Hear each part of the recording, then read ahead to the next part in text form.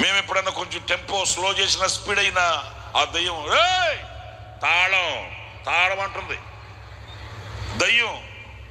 ఇక అక్కడ కూర్చొని మేము ప్లే ఉన్నా, ఇదేమేంట్రా బాబు అనుకుంటే కరెక్ట్గా తాళానికి తగ్గట్టు స్టెప్లు వేస్తుంది, చేతులు తిప్పుతుంది, భరతనాట్యం వేసినట్టుగా వేస్తుంటే ఇక ఈ పిచ్చి జనం అంతా ఇంక పాట పాడతారండి. పాట పాడేవాళ్ళు చప్పట కొట్టే వాళ్ళు పక్కన ఆపి ఇక ఈ దయ్యాన్ని చూసుకుంటుంటే అన్న పాడి పాడి పాడి ఎందుకు కళ్ళు తెరిచి చూశాడు. అక్కడంతా జనమంతా ఆ దయ్యాన్ని చూసుకుంటూ కూర్చున్నారు. అప్పుడు అన్న అన్నాడు, ఆ మీటింగ్ పెట్టించిన ఆయన అక్కడ కూర్చొని ఉంటే పిలిచి ఆ దయ్యాన్ని పక్కగా లాక్కొనరా, తర్వాత ప్రార్థన చేస్తాను, దయ్యాన్ని పక్కగా లాక్కొనరా అని చెప్పి ఆయనతో పాట పాడుతున్నాడు. ఈయన పోతేగా, ఈయన వెళితేగా వెళ్ళట్లా.